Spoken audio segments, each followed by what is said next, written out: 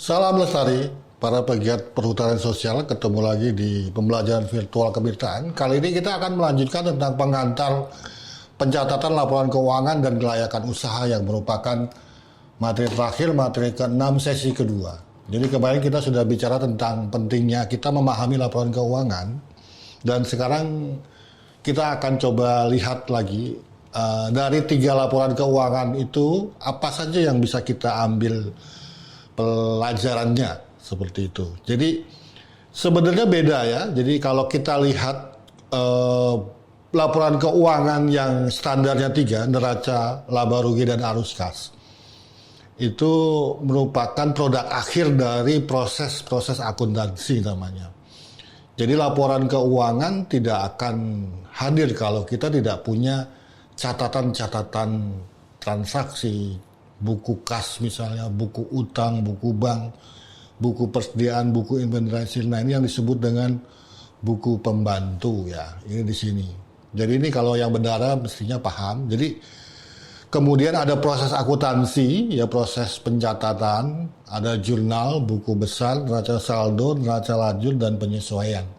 Ini semuanya kalau dulu tuh biasanya pakai Excel ya. Jadi laporan keuangan ini merupakan produk akhir dari semua buku pembantu dan proses-proses akuntansi. Nah, makanya saya bilang bahwa ini sangat teknis sebenarnya, dan kita semua juga ini sebenarnya tugas dari bendahara ya, dari salah satu unsur dari KUPS yang namanya bendahara, tetapi kita sebagai pengelola atau anggota KUPS paling tidak bisa paham tentang bagaimana membaca laporan keuangan. Mengapa demikian? Karena sekarang sudah ada proses digitalisasi ya, sudah sangat lebih mudah. Jadi bagaimana kita kalau ada transaksi langsung masuk secara digital. Jadi ada banyak yang namanya aplikasi digital yang bisa kita manfaatkan untuk pencatatan keuangan, termasuk bagaimana secara otomatis masuk ke buku kas kah, buku utang kah, buku bank, persediaan atau buku inventarisir. Kemudian nanti akan muncul laporan keuangannya. Jadi ada banyak aplikasi, dan saya sendiri merekomendasikan aplikasi yang gratis ya, karena saya paham teman-teman mungkin tidak terlalu suka kalau harus beli aplikasi gitu. Jadi kalau yang gratis itu rekomendasinya pakai punyanya BI, namanya Apik ya. Jadi aplikasi ini memang khusus didesain untuk pengusaha kecil, UMKM, agar bisa ketika ada transaksi langsung masuk ke buku-buku yang sesuai dengan kriteria transaksi tadi. Lalu di akhir kita bisa membuat yang namanya paling tidak standar laporan neraca, laporan laba rugi, dan arus kas. Nah, yang lain-lain juga bisa. Jadi ini mempermudah pekerjaan bendahara, dan teman-teman nanti bisa kalau ada waktu kita bisa ngupas lebih detail di sini. Tapi paling tidak yang lebih penting adalah seringkali ada istilah-istilah akuntansi yang teman-teman mungkin tidak terlalu paham ya. Karena di materi si Apik ini juga ketika memasukkan itu ada pertanyaan-pertanyaan yang sangat akuntansi itu, yang makanya kita akan masuk ke apa itu neraca, apa itu laba rugi, arus kas, dan istilah-istilah akuntansi yang mungkin teman-teman harus pahami sehingga ketika memasukkan data keuangan ke sini tidak salah. Itu yang penting.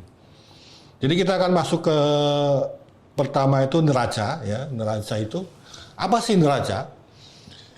Jadi neraca adalah nilai dari usaha kita, berapa besarnya, dan bagian dari pemilik. Pemilik ini dalam konsep kita, misalnya kita berbentuk koperasi HKM punya koperasi. Biasanya ada penyertaan modal di situ dalam bentuk simpanan pokok, simpanan wajib. Nah, simpanan pokok, simpanan wajib ini masuk di bagian pemilik. Jadi neraca itu kita tahu nilai usaha kita dan berapa nilai yang dipunyai oleh pemilik. anggota HKM misalnya seperti itu. Biasanya neraca itu dibuat dalam jangka panjang, ya, 1 tahunan biasanya, atau bisa juga lebih. Jarang ada neraca itu yang bulanan atau 3 bulan. Jadi ada istilah-istilah penting di neraca yang harus teman-teman pahami adalah misalnya aset, ya, aset atau aktiva. Jadi aktiva atau aset ini kekayaan usahanya, nilai dari usahanya. Jadi ada 2 jenis aset. Pertama itu aset lancar dan kedua aset tidak lancar. Apa bedanya? Aset lancar adalah kekayaan usaha dalam bentuk uang tunai atau produk berharga lainnya yang dapat diuangkan, dicairkan dengan mudah sewaktu-waktu. Ya misalnya kita punya uang kas di tangan ada berapa rupiah. Uang di bank, misalnya dalam bentuk tabungan, itu bisa kita cairkan sewaktu-waktu. Tapi beda dengan misalnya deposito. Deposito kita terikat misalnya saya aja baru 1 tahun lebih. Nah, semua produk-produk keuangan yang tidak bisa dicairkan kurang dari 1 tahun disebut sebagai aktiva tidak lancar. Ya, selain misalnya deposito juga bisa bangunan, mesin, itu juga aset-aset atau aktiva tidak lancar. Kalau kita mau jual bangunan, gedung dan tanah itu butuh waktu yang lama. Jadi itu satu ya, aset. Kedua, piutang atau account receivable. Jadi piutang adalah kita sudah memberikan produk atau jasa tetapi belum terima uangnya. Jadi belum dibayar, seperti itu. Nah, kebalikannya adalah hutang. Hutang adalah kita sudah terima barangnya tapi belum kita bayar. Nah, ini juga selain aset, piutang dan hutang juga ada di neraca. Dan ini mempengaruhi nilai dari usaha kita. Kemudian ada kewajiban usaha atau liabilitas. Jadi, kewajiban usaha yang harus dibayar pada periode tertentu. Misalnya, ya kita punya membayar tempo, misalnya kita pada saat tertentu kita punya kewajiban liabilitas pada saat tertentu harus bayar, itu masuk ke kewajiban usaha. Kemudian laba ditahan pendapatan usaha yang belum diambil untuk pemilik. Jadi misalnya kegiatan kita menghasilkan laba, dari situ ada hak pemilik. Biasanya kalau di koperasi disebut dengan sisa hasil usaha. Nah, sisa hasil usaha itu yang ditahan, belum dibayarkan. Jadi dia masuk kewajiban usaha juga, gitu. Jadi kewajiban usaha itu bisa laba ditahan, bisa juga nomor 2 ekuitas atau hak pemilik terhadap aset perusahaan. Ya, jadi ini istilah-istilah penting. Jadi saya kasih contoh. Coba kita lihat, ini aset lancar ya, ada kas, ada bank, ya, ada persediaan itu misalnya kopi, ini kan bisa kita cair, biji kopi, persediaan. Terus kemudian ada aset tidak lancar itu misalnya inventaris itu misalnya tanah dan bangunannya, mesin roasting atau mesin huller, mesin pulper seperti itu untuk kopi. Jadi kita hitung semua jumlahnya dan ada depresiasi penyusutan. Kalau kita beli mesin huller 20 juta dalam 1 tahun dia mengalami penyusutan. Penyusutan biasanya asumsi 5 tahun berarti per tahunnya sekitar berapa tuh? 4 juta ya penyusutannya. Ada kewajiban jangka pendek, ada hutang ya. Jadi ada tadi ada piutang, ada hutang, ada aset, lancar, tidak lancar, ada ekuitas. Ya. Jadi kalau teman-teman membaca ini, teman-teman akan paham bahwa modal awal dalam bentuk setoran, simpanan wajib, simpanan pokok misalnya di koperasi itu 60 juta. Dengan 60 juta bisa menghasilkan sekian transaksi. Kalau kita lihat jumlahnya mencapai 287 juta. Jadi ini bisa dibilang neracanya cukup bagus. Ya. Berikutnya kita ke laporan laba rugi atau rugi laba. Orang bisa bilang rugi laba atau laba rugi. Tapi kalau orang optimis bilangnya laporan laba rugi. Kalau pesimis laporan rugi laba. Jadi ini untuk menunjukkan tingkat keuntungan. Ya. Intinya adalah berapa sih pendapatan kita, berapa sih pengeluaran kita. Di situ keuntungan ada keuntungan kotor, ada keuntungan bersih. Jadi keuntungan kotor itu penjualan kita dikurangi biaya produksi. Kalau keuntungan bersih, jadi setelah dikurangi biaya produksi, dikurangi lagi biaya-biaya lain-lainnya, termasuk pajak, biaya operasional, dan lain-lain. Jadi itu menghasilkan keuntungan bersih. Contohnya adalah seperti ini, ya kita lihat penjualan bersih 800 juta, jadi total pendapatannya 780 juta, ternyata ada dua sumbernya, dari penjualan dan dari sewa. Lalu bebannya, ini penjualan, ini biaya-biayanya ya, ada HPP, nah HPP keluar di sini. Kita jual 800 juta, HPP-nya cuma 300 juta. Berarti keuntungan kotor kita 500 juta, kan begitu. Tapi ada untuk menghitung beban, untuk menghitung selain HPP, ada beban-beban lain, biaya-biaya lain yang di luar HPP. Ada penjualan, administrasi, bunga, dan lain-lainnya. Sehingga kalau hitung, labanya bisa mencapai 445 dan laba bersih, kurangi pajak, 333 juta 750 ribu rupiah, dan ini cukup baik ya. Dan biasanya ini yang nanti laba ini yang nanti dihitung untuk SHU berapa, untuk investasi berapa, dan untuk lain-lain.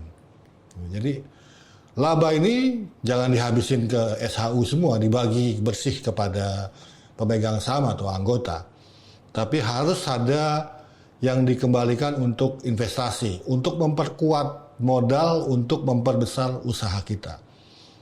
Ada yang dibagikan ke dalam bentuk sisa hasil usaha, ada yang untuk lain-lain misalnya untuk biaya sosial, untuk biaya tak terduga, biaya darurat, seperti itu maksudnya lain-lain. Berapa besarnya? Tidak ada aturan yang baku, tapi biasanya di sini sekitar 40-50% untuk investasi. Biar investasinya cukup besar. SHU-nya di sini bisa 30-40%, ini 10-20% biasanya. Ini pembagiannya. Kemudian arus kas. Arus kas seperti tadi. Arus kas itu bicara tentang dompet ya.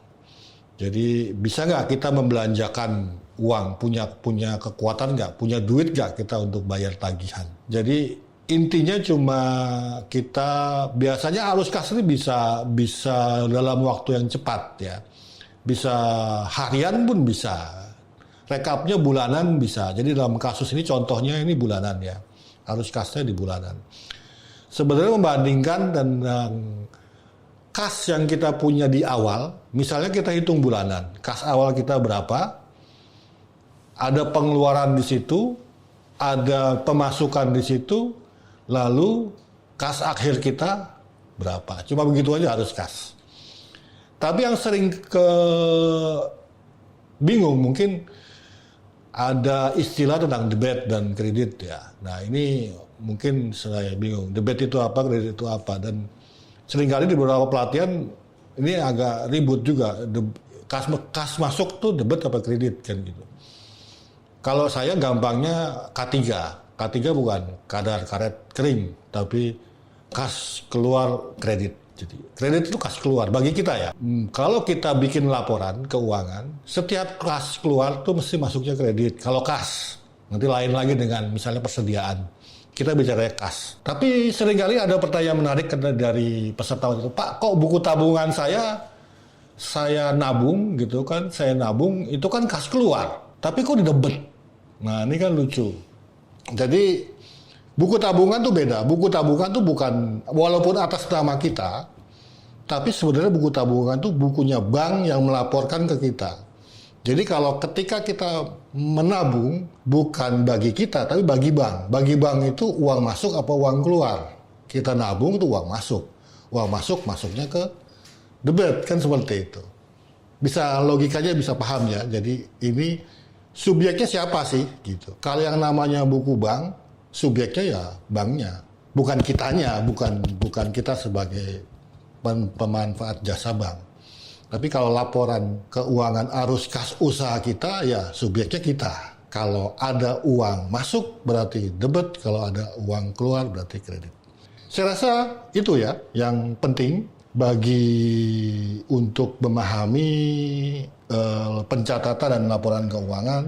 Dan setelah ini kita akan bicara lebih teknis tentang bagaimana menghitung kelayakan usaha. Salam Lestari.